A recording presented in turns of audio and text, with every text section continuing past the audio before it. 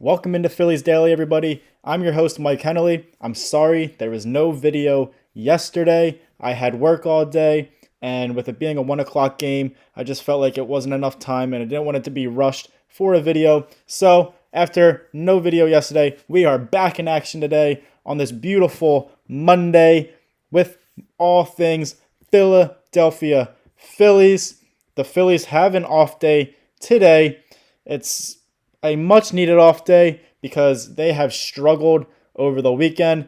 They got swept by the Milwaukee Brewers, and they are on a 4-game losing streak going back to that second loss of the doubleheader last week against the Atlanta Braves. So they've been struggling. The pitching hasn't been great. The offense hasn't been great. So an off day today, clear your mind, get back on track for a 3-game series against the Toronto Blue Jays starting tomorrow on Tuesday. The Blue Jays are 31-28, and they're in second place in the American League East behind the New York Yankees. So they're having a pretty solid season. It's not going to be an easy task for the Phillies, especially with the way they've been playing as of late. But hopefully, like I said, the off day clears their heads, gets them back on track, and gets them back to playing winning baseball. So obviously, there was a lot to not like about that series against the Milwaukee Brewers in Philadelphia over the weekend. Like I said, the Phillies got swept 3 games. It just really wasn't a good performance at all by really anybody on that Phillies team. So amid this 4-game losing streak and they sweep by the Brewers, they've had poor pitching overall. The offense has been quiet, not really doing what they were doing when they won 9 of 10 games just the other week. Notably, as a pitching aspect, Jesus Luzardo took the mound Saturday against the Brewers. He's obviously been tremendous since the Phillies acquired him this year, and he was among the top National League Cy Young candidates to start this season. But Jesus Luzardo had his worst start of his Phillies career, and it was a bad one. It was atrocious. His numbers were horrible. He allowed 2 3-run home runs to former Phillies first baseman Rhys Hoskins in that ball game. So that's 6 runs right there off of those 2 3-run shots. He went just 3 1/3 innings. He allowed 12 hits, 3 walks, and 12 runs. 12 runs is an insane amount of runs, especially in just 3 1/3 innings of baseball for a pitcher of Jesus Luzardo's caliber. Just a very outlier game for him. He still has a 3.58 ERA after allowing those 12 runs on Saturday against the Brewers, and that just shows how good he has been so far in 2025. Like I said, he's been up there with the best of the pitchers in Major League Baseball. He's been elite. He's been a great addition for the Phillies. Just had a hiccup on Saturday, but it was a huge hiccup. Like I said, he just didn't have his stuff. Honestly, a lot of questions are being thrown out there saying, should Rob Thompson have pulled Jesus Luzardo earlier from that game before it got way too out of hand, just from not only to try to keep the Phillies in the game, but also to keep his season stats looking good and his Cy Young chances still, good enough. Because after allowing those 12 hits and 12 runs in just those 3 1/3 innings, he really has tanked his National League Cy Young Award chances in 2025. Like I said, he's still having a great year. He still has a 3.58 ERA. But with a start like that, allowing 12 runs, it's just not going to look good for your chances as the season goes on and when voters are voting for the award later on at the end of the year. So, unfortunately for him, that's probably out of the question unless he just dominates every single game moving forward and some other guys ahead of him have some hiccups as well, just like he did. But we'll see how the season goes on. I'm not really too worried about Jesus Luzardo. Like I said, he has been tremendous other than that game against the Brewers, really. And he's got great stuff. He'll bounce back. I'm not worried. I'm also not worried about the Phillies offense too much. Like I said, they've been quiet recently too. But they're getting a huge addition back to the lineup with superstar first baseman, all-world talent Bryce Harper is expected to return to the Phillies lineup tomorrow in that series opener against the Toronto Blue Jays. Obviously, Harper has been out for now just about a full calendar week after getting hit in the first inning by a 95-mile-per-hour fastball by the Braves starting pitcher Spencer Strider right to his right elbow, his surgically repaired right elbow from a few years ago. He went down in a lot of pain. He exited the game in that first inning, didn't return. Luckily, the x-rays were negative, but he was still super sore, very bruised, and had a lot of pain in that elbow as the days went on, so he didn't play at all at the rest of that game, obviously, or at all against the Brewers and finishing up that Braves series. So, like I said, he's missed just about a full calendar week. Tomorrow will be a full week since he got hit,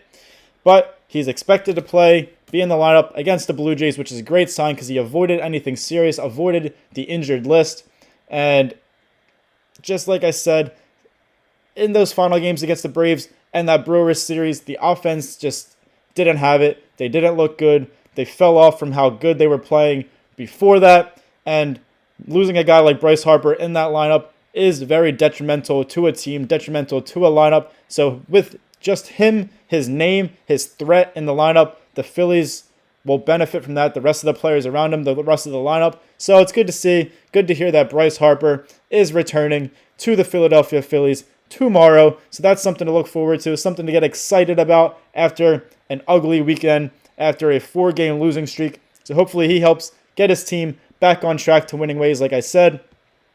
And another addition to this team, to this Blue Jays series to look forward to, Mick Abel, one of the Phillies' top pitching prospects, one of their top prospects overall. Obviously, Mick Abel had that great MLB debut against Paul Skeens and the Pittsburgh Pirates on May 18th, as Aaron Nola has been out with an ankle injury. He's on the injured list. Aaron Nola did have a setback, so he's not expected to return until about mid-June. He's planning on doing some throwing, doing a rehab start possibly down in the minors. So he's still got a few weeks left of recovering and rehabbing. And Mick Abel had that start on May 18th against the Pirates. He was tremendous. He had a historic Major League debut. He went 6 innings, allowed 5 hits. He allowed 0 walks, no runs, which is the most impressive thing, and he had 9 strikeouts plus the win against Paul Skeens and the Pittsburgh Pirates. Unfortunately for Abel, the Phillies did send him back down to AAA after that start and move forward with veteran right-hander Taijuan Walker in the starting rotation with Aaron Nola still out. But now they're trying to switch things up, change things up again. So Mick Abel is being recalled to the Phillies, and he's rejoining the starting rotation while Aaron Nola is still out. He's taking over for Taijuan Walker, who is now moving full-time to the bullpen as what the Phillies hope as a high-leverage, kind of late inning-ish reliever in a bullpen that really needs help with Jose Alvarado suspended and just other guys struggling here and there. So hopefully Taijuan Walker keeps up his pretty good, impressive 2025 season, and he is a huge addition to the bullpen. But Mick Abel, it's going to be exciting. He's scheduled to pitch Thursday against the Blue Jays to make his second career Major League start. He is 6-2 with a 2.21 ERA through 10 starts in AAA with the Lehigh Valley Iron Pigs in 2025. And he's allowed just 1 earned run, and he has 16 strikeouts in his 2 starts since the Phillies sent him back down after his Major League debut on May 18th. The reason that this move made sense with Aaron Nola still out is, one, because Taijuan Walker has struggled in his 2 starts overall since he's been back in the starting rotation with Nola out.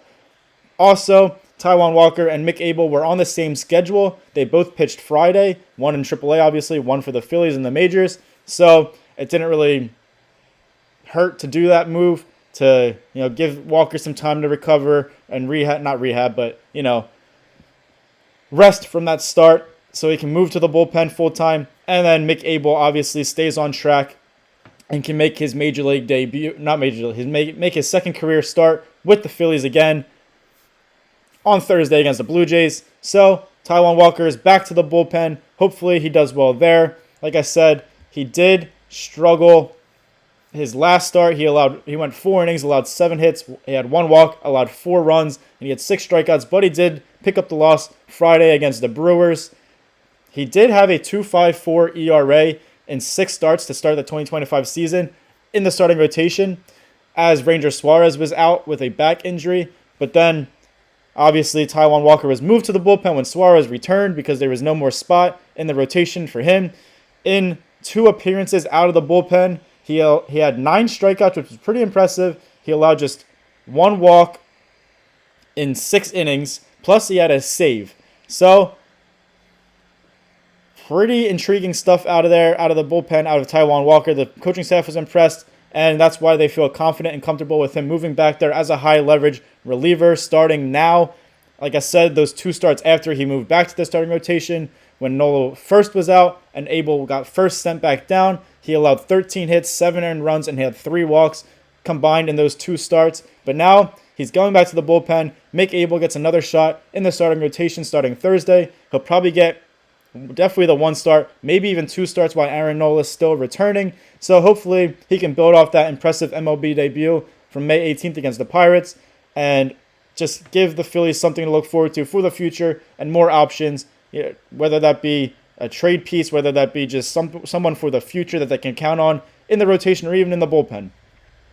Speaking of pitching, Zach Wheeler, the Phillies ace, an NL Cy Young candidate, he is scheduled to start tomorrow in the series opener against the Blue Jays. Zach Wheeler did not have his best stuff in his last start against the Braves. It was arguably his worst start of 2025. He was pitching against Chris Sale of the Braves, who won the National League Cy Young last year in 2024 over Zach Wheeler. So it was a great matchup, but unfortunately Zach Wheeler did not have his best stuff. Chris Sale had the best of them. Zach Wheeler went just 5 1/3 innings in that game. He allowed 4 hits, had an alarmingly high 4 walks, and he allowed 6 earned runs, plus he picked up the loss. But Zach Wheeler is one of the best starting pitchers in all of Major League Baseball. He'll bounce back. Overall in 2025, he's 6-2 with a 2.96 ERA. He has got 94 strikeouts and 12 starts so far in 2025. Those 94 strikeouts are the 3rd most strikeouts in all of Major League Baseball as of today on Monday. And he's also pitched the 3rd most innings in 2025 among starting pitchers. He is a top 3 2025 National League Cy Young candidate. So, like I said, he's dominant. I fully expect him to bounce back tomorrow against the Blue Jays after a rough outing against the Braves last week. But I hope you guys enjoyed this episode of Phillies Daily. I'm your host, Mike Hennelly. Thank you guys for tuning in. Make sure you like, comment, share, and subscribe for all things Philadelphia Phillies right here on Phillies Daily. Hopefully the Phillies, like I said, reset with this off day today and get back on track with a big win to start that series with Zach Wheeler on the mound and Bryce Harper returning against the Toronto Blue Jays. Thank you guys again for watching, and go Phils.